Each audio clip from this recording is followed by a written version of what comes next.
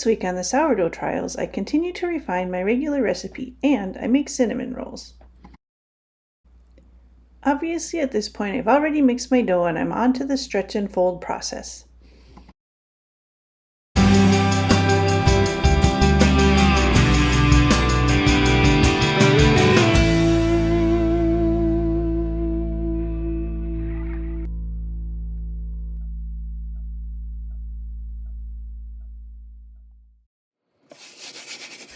I always put cornmeal down to make it easy to slide the dough into the oven. Rice flour works to help my dough not stick to the towel.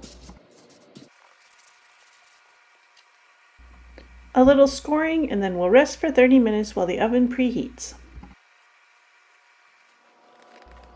And here we have a beautifully golden brown loaf of sourdough bread. Once again, I'll feed the sourdough starter and let it rest all day till it at least doubles and peaks, and then I'll store it in the refrigerator until it's time to bake again. I left 50 grams of starter in the jar, added 100 grams of water, 80 grams of all-purpose flour,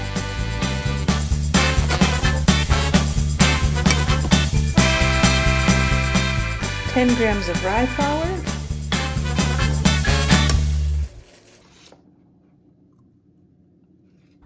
and 10 grams of white whole wheat flour.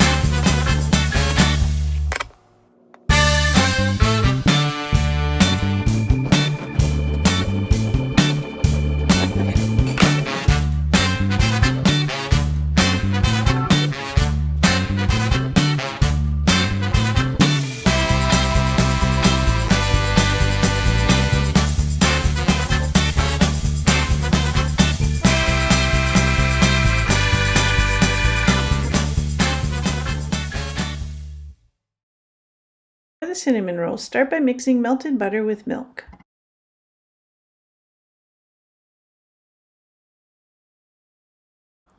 To your mixing bowl, add sourdough starter,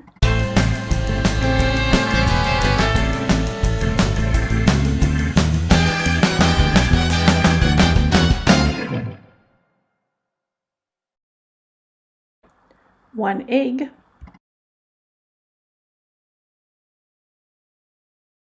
and sugar.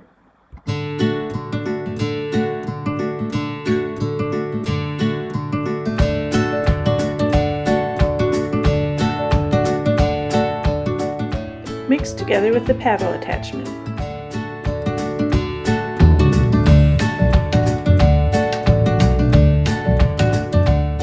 Then add the milk and butter mixture.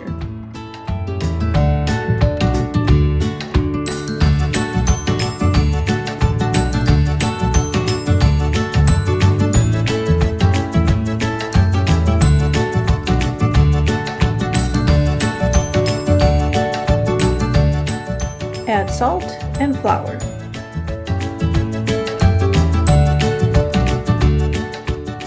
Theoretically, this device makes it easier to add flour without making a big mess.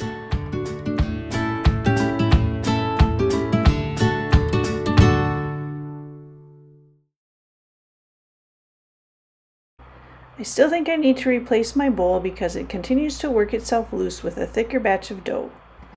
But for now I hold it in place while it finishes mixing. I add a little bit more flour to the mix.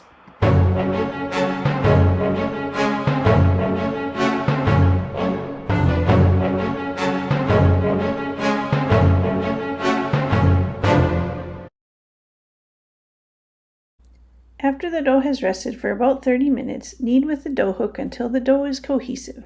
Then form into a ball and place in an oiled bowl. Then let rise overnight or about 8 to 12 hours until around doubled.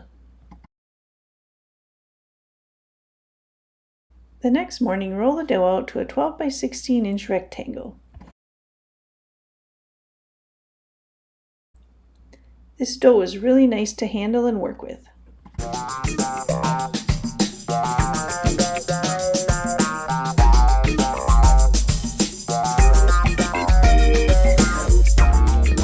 The only trouble I really had was that top edge is thicker than the rest of the dough.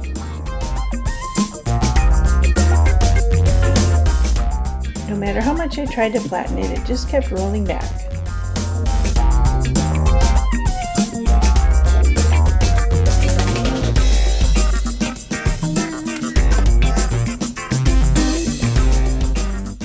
The filling for these cinnamon rolls includes softened butter, sugar, cinnamon, and a bit of flour.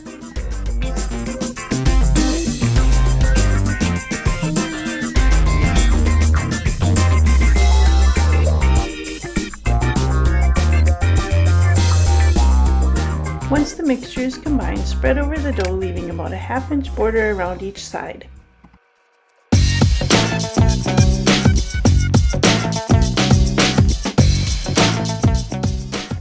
Roll from the long side of the dough gently and tightly.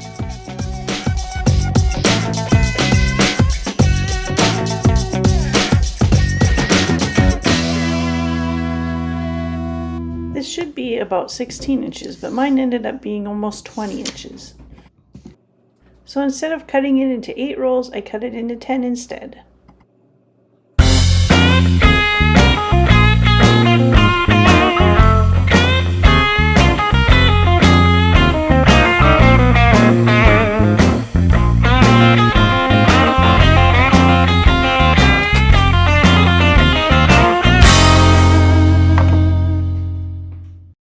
The recipe says to line the pans with parchment paper, but I just lightly sprayed them with oil instead.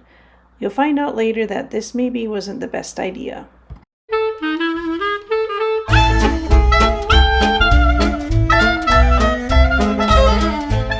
The next time I make cinnamon rolls, I'm going to choose a different pan.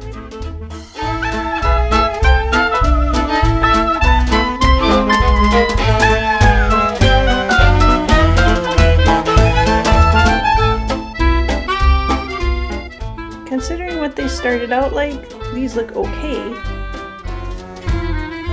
I can't say the same for my oven, however. I finished these off with cream cheese frosting, made with whipped cream cheese, butter, powdered sugar, and a little bit of milk. I sift the powdered sugar to get rid of any lumps.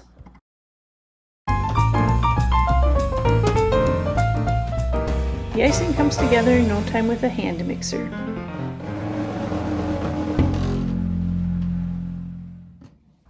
It's a bit of an odd bunch, but so be it. Well, we definitely ate these. They aren't the most favorite cinnamon rolls I've ever had. I think I'll stick to a regular cinnamon roll recipe and not a sourdough one in the future. I didn't really enjoy the sour taste as much in these rolls as in other things I've made with sourdough.